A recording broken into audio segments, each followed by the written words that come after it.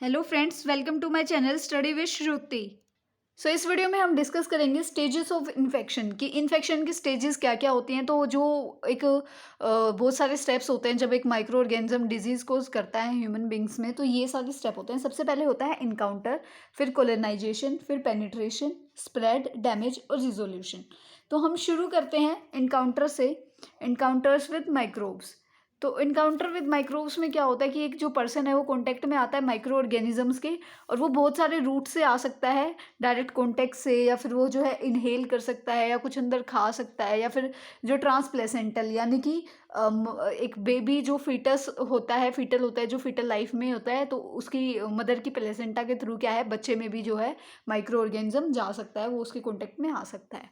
तो direct contact में क्या होता है कि जब इन्फेक्शन जो है वो ट्रांसमिट होता है डायरेक्ट कॉन्टेक्ट से, जैसे कि किसी फ्लूइड के कॉन्टेक्ट में कोई पर्सन आ गया है, कि कोई इन्फेक्टेड पर्सन था, उसका कोई भी फ्लूइड था, टिश्यूज़ वगैरह थे, कुछ भी थे, वो उसके कॉन्टेक्ट में आ गया, उसकी वजह से वो भी इन्फेक्टेड हो गया। जैसे कि ओपन वाउंड्स, चोट लगती है तो खुला जो घाव होता है उसके कॉन्टेक्ट में आने से, mucus membrane, blood, saliva, urine, इन सब के आने से क्या हो सकता है, उसको भी जो है डायरेक्ट कॉन्टेक्ट की वजह से वो भी माइक्रो ऑर्गेनिजम्स के कॉन्टेक्ट में आ सकता है। उसके बाद होता है ओरल रूट। ओरल रूट में क्या आएगा कि जैसे कि कोई माइक्रो ऑर्गेनिज्म हमने इंजेस्ट कर लिया है, यानी कि खा लिया है या पी लिया है, ठीक है, जैसे कंटामिनेटेड फूड और वाटर, उनमें तो क्या पता कितने सारे माइक्रो ऑर्गेनिजम्स, जर्म्स, बैक्टीरिया होते हैं। तो वो जब हम खा लेते हैं कंटामिनेटेड फूड या वाटर, तो उसकी वजह से भी क्या होता है, हमें इन्फेक्शन हो सकता है। उसके बाद आता है ड्रोपलेट। ड्रॉपलेट रूट में क्या होएगा, जैसे कि माइक्रो ऑर्गेनिज्म है ना, वो पेशेंट की बॉडी में चला गया और उसके बाद उसने कफिंग की या स्नीजिंग की, या फिर कुछ भी ऐसा प्रोसीजर हो रहा है जैसे सक्शनिंग या इंट्यूबेशन, तो आसपास कोई और भी होता है, तो वो उसके लिए भी जा सकता है ना, पेशेंट की बॉडी से वो किसी और को भी जो है हो सकता है। तो ये भी एक रूट है कि कैसे वो हो सकता है।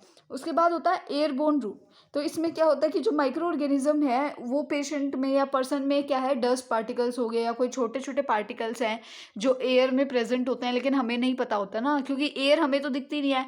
तो एयर में कौन कौन से ऐसे जो हैं पार्टिकल्स होते हैं, छोटे छोटे बहुत सारे, जो हमें नज़र नहीं आते और वो एयर में फ्लोट होते रहते हैं। तो अगर हम उन्हें इनहेल कर लेंगे, हम उन्हें ले लेंगे, तो उनकी वजह से भी इन्फेक्शन हो सकता है।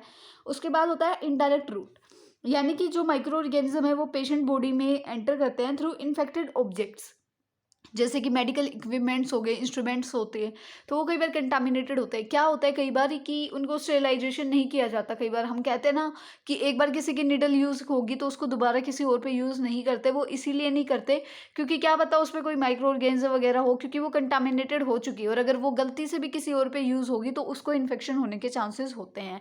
तो ऐसे ही क्या, कई बार क्या होता है, मेडिकल इक्विपमेंट्स जो हैं वो कंटामिनेटेड रह जाते हैं, जिनकी वजह से क्या है, इन्फेक्शन हो जाता है। उसके बाद आता है वेक्टर बोर्न रूट। इसमें क्या होता है कि जैसे कोई भी इन्फेक्शन जो है एनिमल्स या इंसेक्ट से कोज होता है, उनकी वजह से कोई इन्फेक्शन हुआ है, तो उसको कहते हैं वेक्टर बोर्न रूट। इसके बाद बारी आती है कोलोनाइजेशन।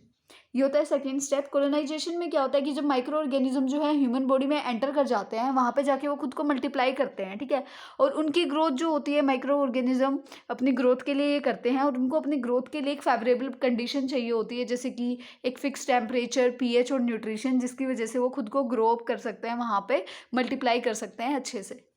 उसके बाद आता है इन्वेजन ऑफ एनाटॉमिकल बैरियर्स, यानी कि जैसे पेनिट्रेशन होता है जब ह्यूमन बॉडी में या ह्यूमन टिश्यूज़ में कह सकते हैं हम बॉडी के, तो माइक्रो ऑर्गेनिजम्स को बहुत सारे जो है सरफेस बैरियर्स होते हैं जो क्रॉस करने होते हैं। अब फॉर एग्जांपल आप एक सेल को ही ले लो, अगर एक सेल में किसी को एंट्री चाहिए होती है, किसी भी बैक्टीरिया वगैरह को, तो उसको सेल मेम्ब्रेन को क्रॉस करके जाना होता है, जो कि सेमी परमिएबल होती है। तो ऐसे ही बहुत सारे सरफेस बैरियर्स होते हैं जिनको पेनिट्रेट करना पड़ता है, जिनको क्रॉस करना मतलब पेनिट्रेट करने के लिए जिनको क्रॉस करना पड़ता है एक माइक्रो ऑर्गेनिजम्स को, ठीक है। उसके बाद आता है स्प्रेड। स्प्रेड में क्या होता है कि जो माइक्रो ऑर्गेनिजम्स है ना, वो बहुत सारे जैसे रूट से जा सकते हैं, है ना, स्प्रेड हो सकते हैं बहुत सारे रूट से। तो डायरेक्ट एक्सटेंशन हो सकता है उसकी सराउंडिंग्स में, जैसे कि अपने सराउंडिंग्स में उसने किसी सेल को डैमेज कर दिया, तो वो बहुत ज़्यादा डैमेज जो है वहाँ पे कोज हो जाएगा, है ना। अगर एक सेल डिस्ट्रॉय हुआ है एक जगह पर, अगर हमने यहाँ पे डिस्ट्रॉय किया है, तो यहाँ के आसपास के एरिया को भी क्या करेगा, वो डैमेज कर देगा। और वो क्या कर सकते हैं, वो कोज कर सकते हैं सब लीथल डैमेज या फिर अल्टर सेलुलर फंक्शंस। जो भी सेलुलर फंक्शंस होते हैं उनको अल्टर कर देते हैं, और सब लीथल डैमेज का मतलब होता है कि जो फंक्शंस होते हैं ना सेल का, वो उसको अल्टर कर देते हैं, लेकिन सेल को कोई डैमेज नहीं होता, मतलब सेल को कोई डैमेज नहीं होता, लेकिन जो उसके फंक्शंस हैं वो उसको अल्टर कर देते हैं एकदम उल्टा, या फिर उसमें कोई ना कोई चेंजमेंट जो है आ जाता है। उसके बाद बारी आती है डैमेज की। डैमेज में हम देखते हैं मैकेनिज्म ऑफ डैमेज। तो जो माइक्रो ऑर्गेनिजम्स हैं वो डैमेज करते हैं होस्ट को बहुत सारे तरीक़ों से, बहुत सारे मैकेनिज्म से। कई बार बल्क इफ़ेक्ट्स हम देखने को मिलते हैं, मतलब बहुत सारे इफ़ेक्ट्स जो हैं हमें देखने को मिलते हैं कि हमें कोई इन्फेक्शन हो गया ना, तो कई बार ऐसा होता है ना, पेट भी दर्द कर रहा होता है, और जैसे डायरिया ले लो, उसमें पेट भी दर्द होता है, डिहाइड्रेशन भी होता है, लूज़ मोशंस भी होते हैं। तो और हमें भूख, खाने-पीने का भी मन नहीं करता, है ना? तो कितनी सारी प्रॉब्लम्स उससे होती हैं, हम खाते-पीते नहीं हैं, तो उससे क्या होता है, हमारे अंदर वीकनेस भी आ जाती है। तो बहुत सारे बल्क इफ़ेक्ट्स जो हैं देखने को मिलते हैं। उसके बाद ऐसे टॉक्सिन्स हैं जो बैक्टीरिया हमारे लिए, हमारी बॉडी में रिलीज़ कर देता है। उसके बाद जितने भी फंक्शंस होते हैं, सारे सेल्स के फंक्शन ऑल्टर हो जाते हैं, तो होस्ट बॉडी के फंक्शंस भी ऑल्टर हो जाएँगे। और जो इन्फेक्शन होता है, response of the host to infection, कि होस्ट कैसा रिस्पॉन्स करता है इन्फेक्शन के लिए, वो भी जो है मैटर करता है। उसके बाद आता है होस्ट रिस्पॉन्स टू इन्फेक्शन।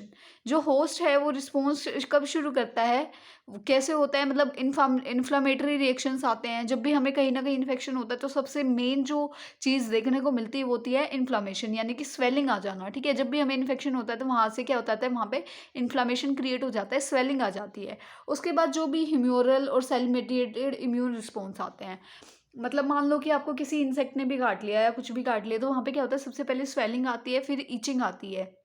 तो सबसे पहले क्या होएगा, इन्फ्लामेटरी रिस्पॉन्स आएगा। उसके बाद क्या होएगा, ह्यूमोरल या फिर सेल मेडिएटेड रिस्पॉन्स आएगा, यानी कि जो खुजली होती है, इरिटेशन होती है, जलन होती है, वो चीज़ें बाद में आती है ना? तो सबसे पहले क्या आएगा, इन्फ्लामेटरी रिस्पॉन्स, और उसके बाद सेल मेडिएटेड या फिर ह्यूमोरल इम्यून रिस्पॉन्स आता है।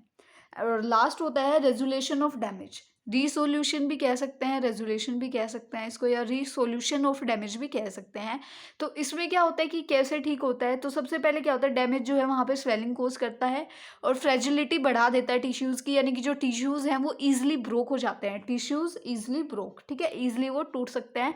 पस की फॉर्मेशन हो जाती है, वहाँ पे स्कारिंग हो जाती है, और नेक्रोसिस भी देखने को मिलता है, यानी कि डेथ ऑफ टिश्यूज़, टिश्यूज़ की जो है डेथ भी जो है देखने को मिल जाती है कई बारी।